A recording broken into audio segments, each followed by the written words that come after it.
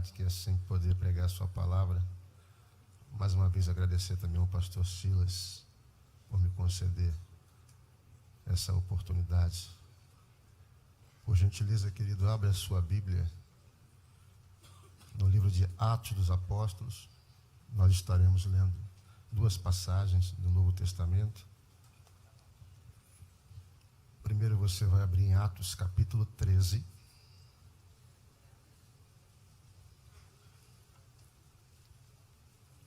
Atos capítulo 13, versículo 13. E posteriormente, 2 capítulos depois, Atos capítulo 15, versículo 36 ao 41. Atos 13, 13 e Atos 15, 36 ao 41.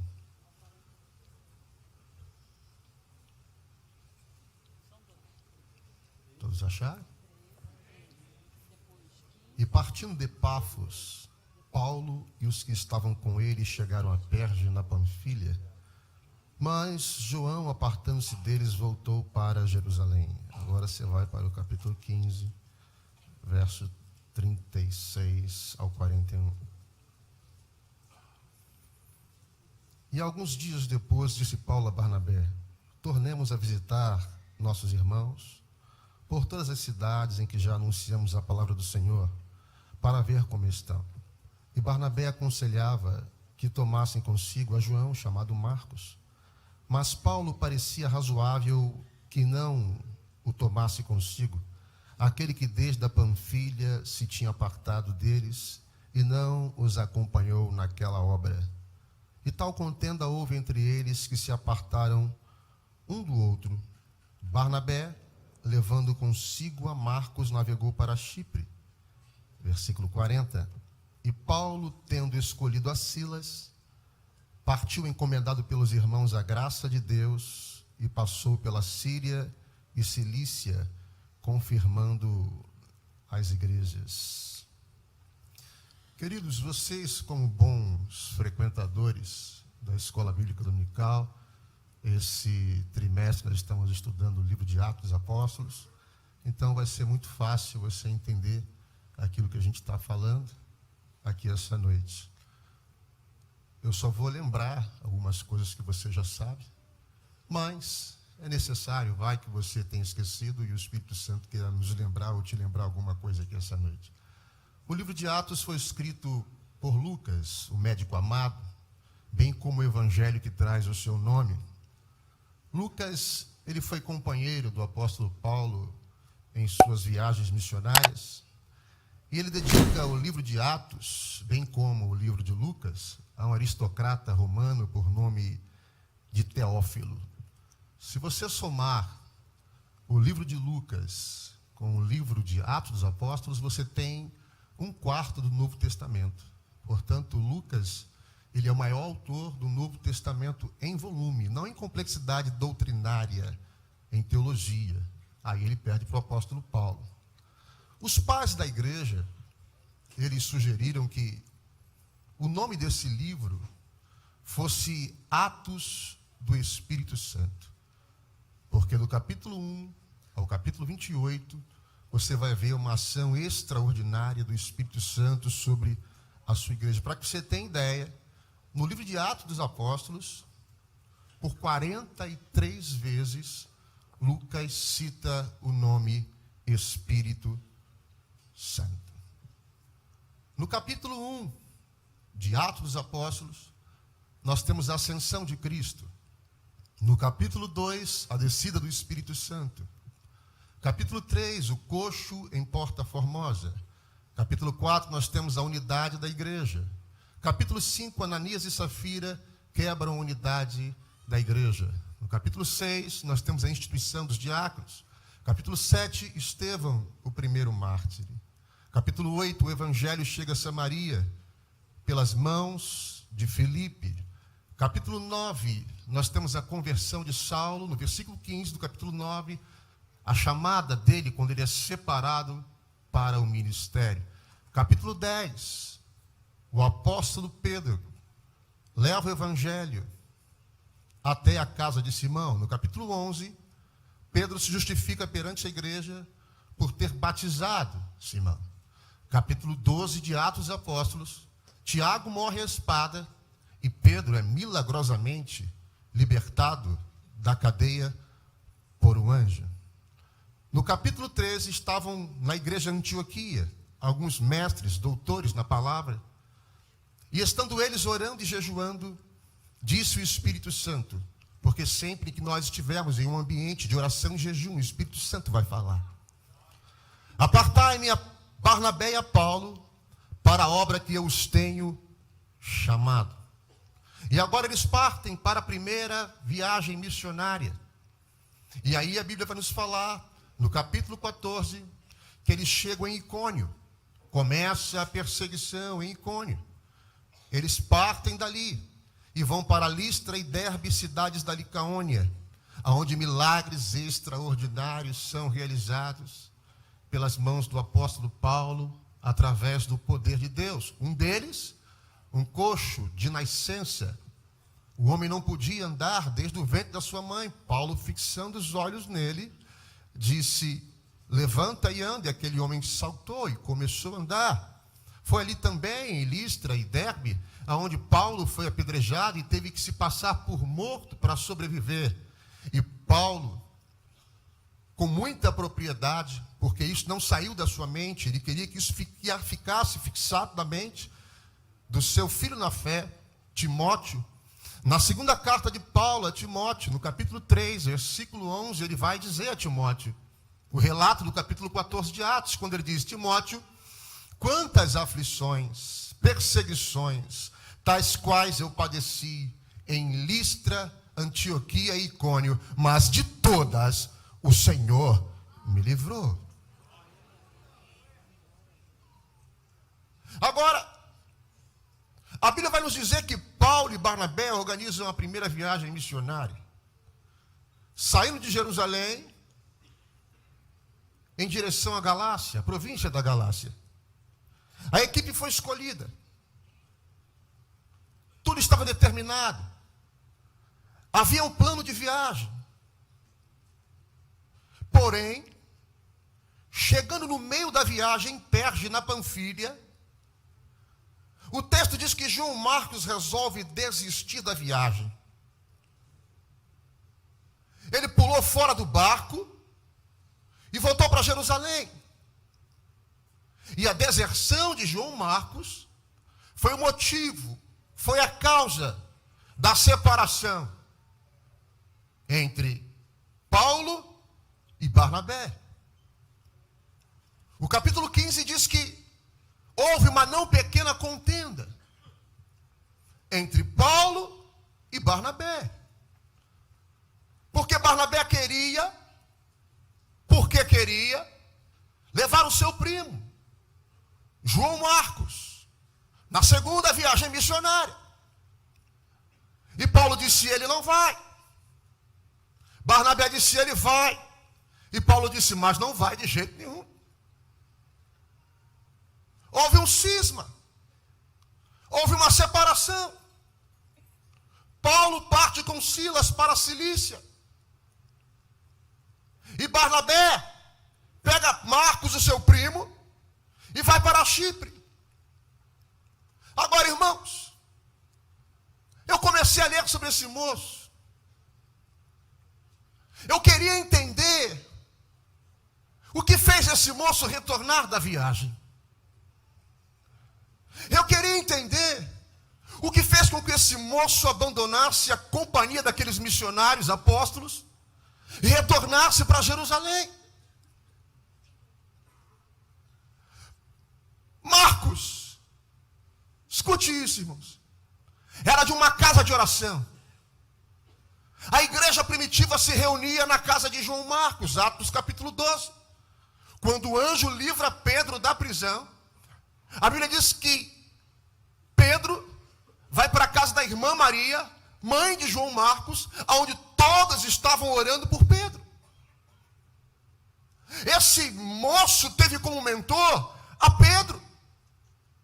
1 Pedro capítulo 5, versículo 13, Paulo usa as mesmas palavras Pedro usa as mesmas palavras que Paulo usa para se referir a Timóteo. Pedro diz sobre Marcos: Marcos, meu filho. Foi através dos relatos de Pedro que Marcos pôde escrever o evangelho que traz o seu nome. Tinha uma mãe crente. Ele era o crente da segunda geração da igreja.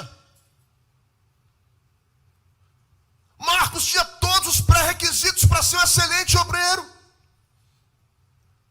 O ambiente, os amigos, a casa, os apóstolos, os líderes, seus mentores. Mas o que aconteceu com esse rapaz? Aqui eu aprendo uma lição. A gente não pode nomear pessoas imaturas para tarefas importantes.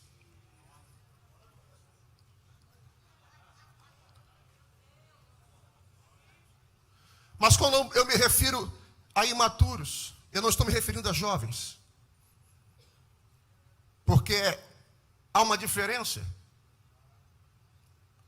Daniel era jovem, mas tinha maturidade espiritual e intelectual. Misael, Ananias e Azarias, a mesma coisa. O que dizer do jovem José, no Egito? Administrador. Então, não confunda. Imaturidade com juventude são duas coisas distintas. Porque alguém pode ser velho e ser cabeça dura, ser imaturo. Mas fato é, irmãos, que Paulo não queria mais trabalhar com ele. E aí você tem que entender, Paulo, como é que você vai trabalhar com alguém que você perdeu a confiança? Como é que você vai trabalhar com alguém que você não confia mais? Paulo não confiava mais nele. Amarelou uma vez, vai amarelar de novo. Arregou uma vez, vai arregar de novo. Irmãos, Paulo era um ex-fariseu. Um homem exato, exigente, cartesiano. Disse: não vai, ponto, acabou. Ponto final. Eu não vou colocar a missão em risco.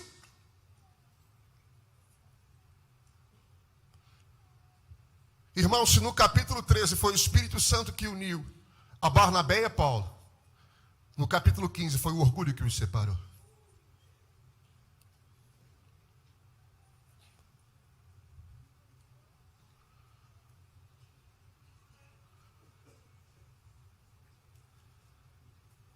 Barnabé era apaixonado por pessoas. Barnabé o tempo todo investia em pessoas. Foi ele que foi atrás de Paulo. Foi ele que levou Paulo a Chipre. Foi ele que apresentou Paulo aos apóstolos quando todos tinham medo de fazer isso. Ele estava querendo fazer por Barnabé, por João Marcos, aquilo que ele já tinha feito por Paulo e por muitos outros. Afinal de contas, o seu nome, Barnabé, é José das Consolações. Homem que confortava outros, que consolava outros. Mas Paulo não era apaixonado por pessoas, pastor? Sim, claro que era. Mas para Paulo, havia uma coisa que estava acima de tudo. A visão que Deus havia lhe dado. Aquilo que ele diz para o rei Agripa em Atos capítulo 26, versículo 19. Pelo que, ó rei Agripa, eu não fui desobediente em um segundo. A visão celestial, aquilo que Deus me mostrou. Paulo valorizava a missão, a visão, aquilo que Deus mostrou. Vai acontecer, custe o que custar.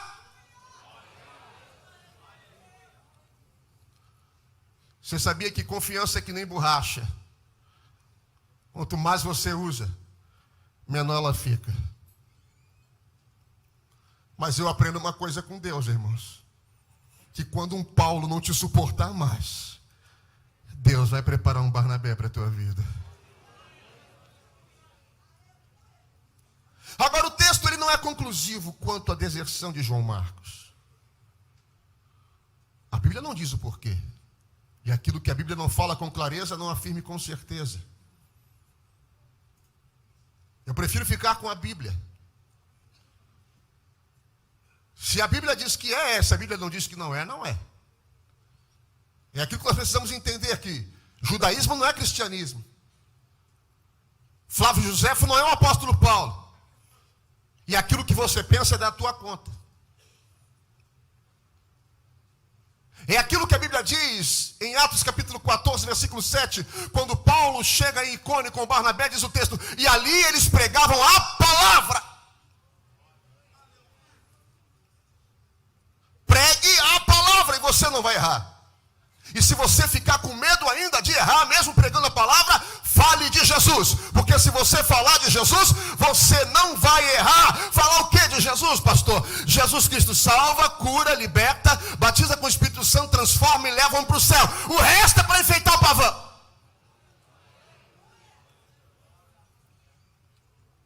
Mas a hermenêutica, que é o princípio da interpretação textual, ela diz que eu e você podemos conjecturar, desde que nós não venhamos a cometer uma heresia. Então eu queria conjecturar com você hoje aqui. É óbvio, irmãos, que pode haver vários motivos pelos quais João Marco desistiu. Quem sabe falta de convicção da sua chamada. Pode ser. Quem sabe saudade de casa da irmã Maria, da mãe Maria. Pode ser. Quem sabe medo das dificuldades que ele iria enfrentar na viagem. Pode ser. Mas eu quero chamar a atenção de vocês para um detalhe. Algo que eu li e chamou a minha atenção. No capítulo 13, você vai reparar, irmãos, que do capítulo 13 em diante, Lucas sempre menciona primeiro Barnabé e depois Paulo. Capítulo 13, versículo 1, Barnabé e Paulo. Capítulo 13, versículo 2, Barnabé e Paulo. Capítulo 13, versículo 7, Barnabé e Paulo. Porque no Oriente Próximo, no judaísmo, para ser mais preciso, em Israel, todo arrolamento de nomes há uma proeminência do mais importante para o menos importante. Então você vê sempre Barnabé, versículo 1, versículo 2, versículo 7, você vai ver sempre Barnabé e Paulo. Mas uma coisa me chama a atenção, o versículo 13 do capítulo 13 diz, não é mais Barnabé, agora é Paulo e os seus companheiros. Agora não é mais Barnabé e Paulo, agora passou a ser Paulo e Barnabé. A partir do versículo 13 do capítulo 13 até o versículo 36 do capítulo 15, Lucas passa a se referir aos missionários não mais como Barnabé e Paulo, mas como Paulo e Barnabé. O que significa isso, pastor? O que significa é que aconteceu, existiu uma troca no comando. Vocês repararam que Marcos abandona a viagem logo depois que há uma troca no comando? Você sabia que existem pessoas que ficam desconfortáveis quando há uma troca no comando? Agora o líder não era mais o seu primo. Agora o líder não era mais o seu parente. Agora o líder não era mais o seu amigo. Agora o líder não era mais o seu fechamento. Agora o líder não era mais aquele que comungava das mesmas ideias, dos mesmos ideais, dos mesmos pensamentos. Pô, o primo é um cara maneiro, se importa com todo mundo. Pô, o primo tem um coração de manteiga, mas agora não é mais Barnabé, agora é Paulo.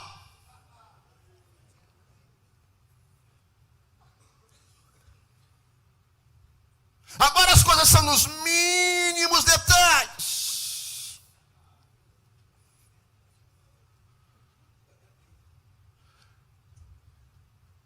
A visão, a missão, ela é mais importante do que quem está no comando. A visão é maior do que nós. A visão é maior do que a liderança. A visão é maior que tudo. E a missão ela vai acontecer e ela vai se cumprir. Paulo tinha um propósito e nada e nem ninguém ia mudar aquilo que Deus havia colocado no coração do apóstolo Paulo. Você precisa entender isso.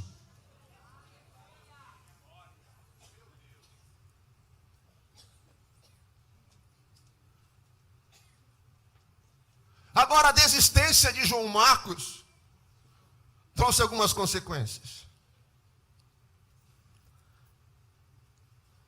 Primeiro, ele decepcionou quem o havia indicado.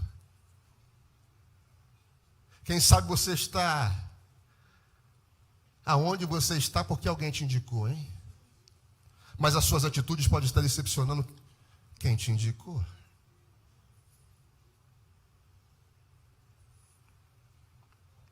Ou você acha que quem indicou João Marcos para aquela viagem? O próprio primo. Quem sabe você está decepcionando com as suas atitudes alguém que um dia confiou em você, depositou confiança em você e te indicou e disse, pode levar que isso é bom. Outra consequência, ele foi o motivo de desavença entre dois bons amigos.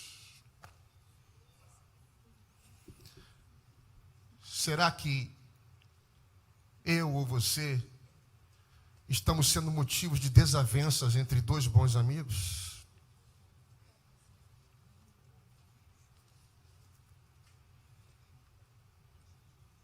Será que você está sendo motivo de briga entre pessoas? Você foi chamado para ser bênção. Você não foi chamado para gerar brigas. Você não foi chamado para decepcionar pessoas. Você não foi chamado para motivar desavenças. Você foi chamado para produzir. Você foi chamado para algo extraordinário. Uma confiança foi depositada nas tuas mãos. Valorize isso. Trabalhe isso. Porque quando você desistir daquilo que Deus te deu, por conveniência sua, por achar que é esse eu não gosto e aquele eu não gosto, é assim eu não quero, de maneira alguma você está fazendo para Deus, a obra é para Deus, o trabalho é para Deus, a recompensa vem de Deus. Se submeta!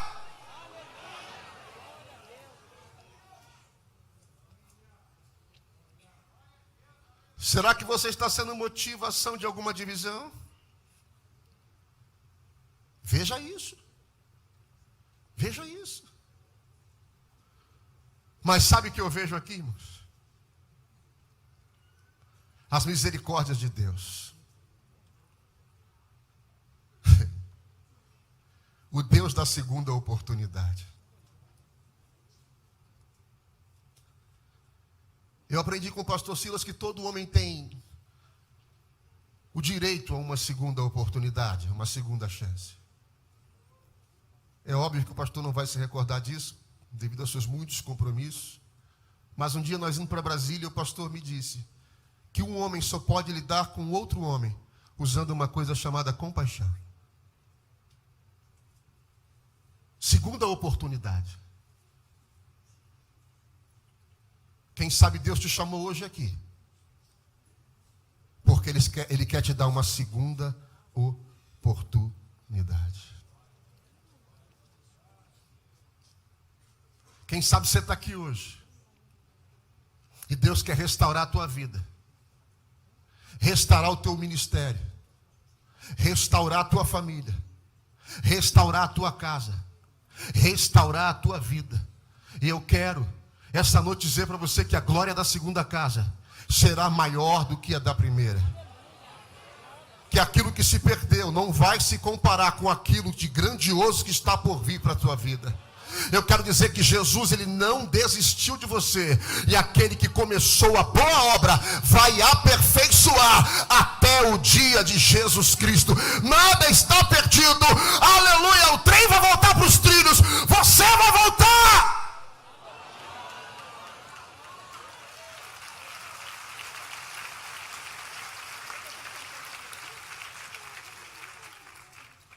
Como Marcos foi restaurado ao ministério?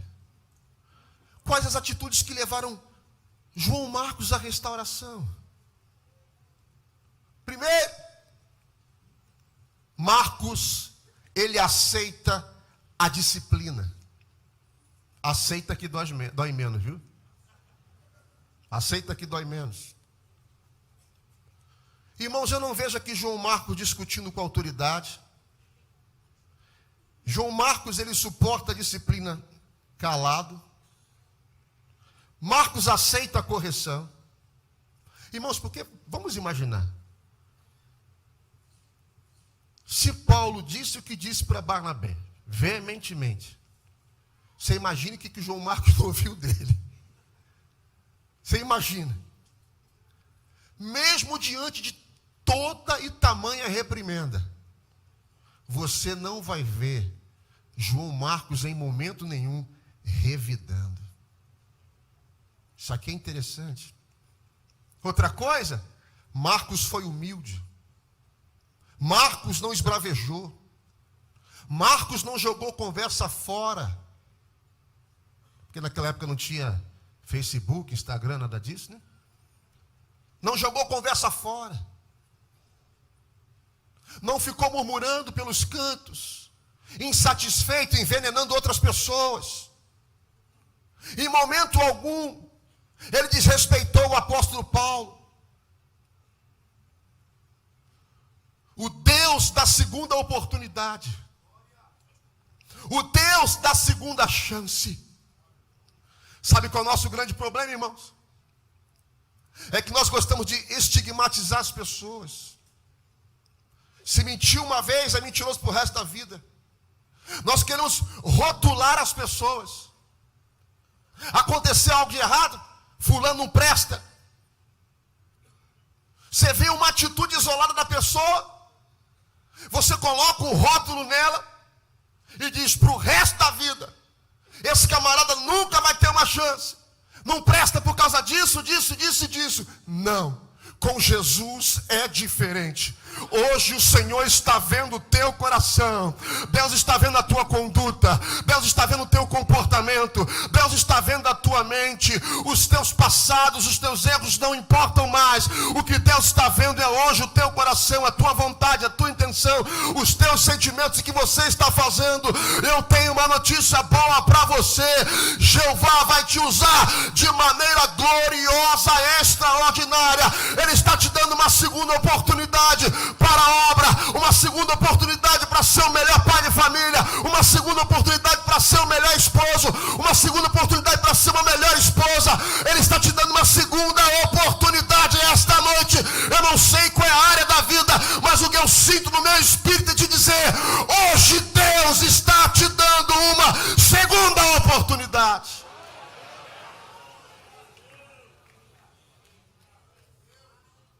Aleluia. E agora João Marcos, ele aceita a oportunidade que o seu primo Barnabé lhe dá. O texto diz que ele vai para Chipre. Enquanto Paulo vai para a Cilícia com Silas, João Marcos aceita a segunda oportunidade e vai para Chipre com Barnabé.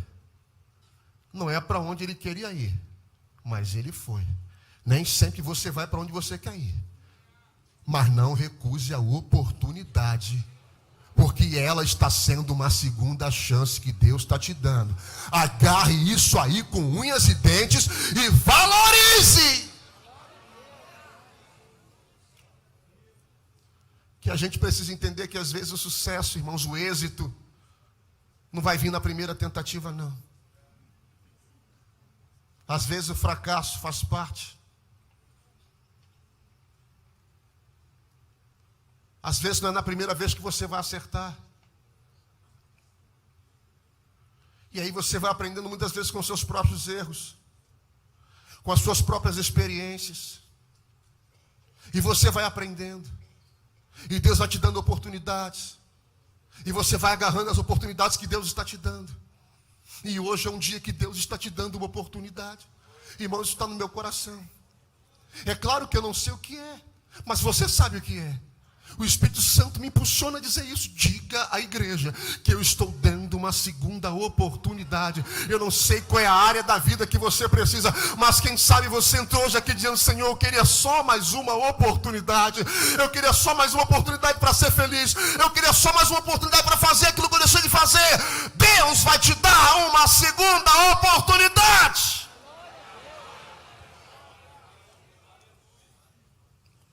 Aleluia. Aleluia. Depois da restauração, vem a reconciliação. Olha que coisa interessante, irmãos. Quando Paulo estava preso, escute isso, ele escreveu a carta aos Colossenses, enviando saudações de Marcos e dizendo que ele era um conforto para ele. A roda gigante da vida girou. Agora ele está enviando saudação de Marcos, está indicando Marcos. Pode receber ele, eu assino embaixo. Agora ele está dizendo que João Marcos é para ele um conforto, versículo 11 do capítulo 4 de Colossenses. Ele não só indica Marcos, mas também diz que ele era um conforto para ele. Eu não sei a quem você feriu. Eu não sei qual coração você magoou. Eu não sei aquilo que te deixou triste, mas você vai passar a ser bálsamo. Você vai passar a ser bênção. Você não vai ser mais provocador de dores. Você vai ser abençoador. Você não vai ser mais alguém que promove ou provoca desavenças ou desunião. Você será um conciliador. Você será um consolador. Você será um confortador de pessoas. É que o Espírito Santo está fazendo hoje aqui neste lugar. O Espírito Santo está mudando vidas aqui esta noite. O Espírito Santo está virando páginas de histórias aqui esta noite. Hoje começa a ser escrita uma nova história da sua vida, e ela tem um final feliz.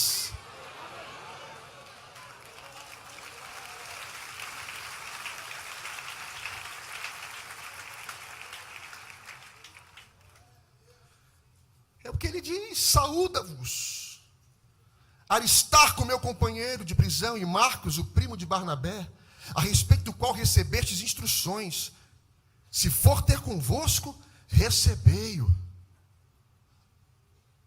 E Jesus, que se chama justo, sendo unicamente estes, dentre a circuncisão, os meus cooperadores.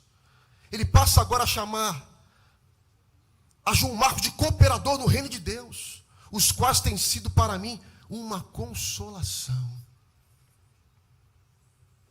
Ainda em outra carta da prisão, olha o que Paulo diz a Filemão, versículo 24. Escute isso, irmãos.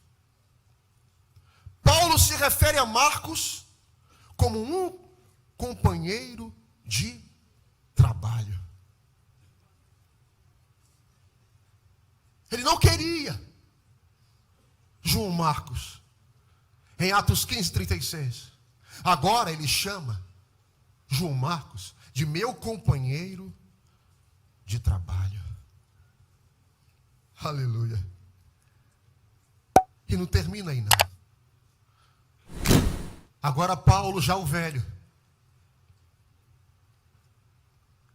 em um dos seus últimos suspiros de vida, encarcerado em Roma, ele pega a sua pena e escreve a Timóteo. Capítulo 4, versículo 11. Timóteo, vem me visitar depressa. Passa em Troade, na casa de Carpo. Traz a minha capa. Traz os meus livros e os meus pergaminhos.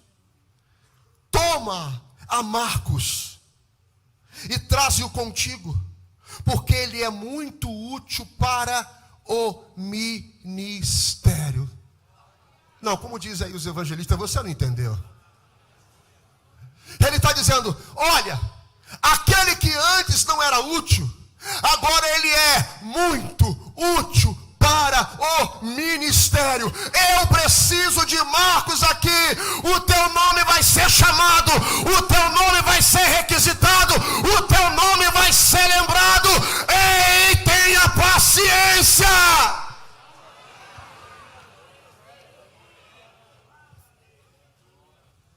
Aleluia. Aleluia. Eu preciso de Marcos. Quando eu li essa palavra, o que o Espírito Santo colocou no meu coração é que não importa como você começou, o fim das coisas vai ser melhor do que o início delas. Eu vejo um novo tempo de Deus para a sua vida. Hoje é a noite que o Senhor vai te erguer. Hoje é a noite que o Senhor vai te levantar. Hoje é a noite que o Senhor vai começar a te usar. Hoje é a noite que as coisas vão começar a mudar na sua vida. Vem um novo tempo de Deus aí. Não recuse esta oportunidade. Um tempo de batismo com o Espírito Santo. Um tempo de liberação de dons sobre a tua vida. Um tempo de regeneração. Um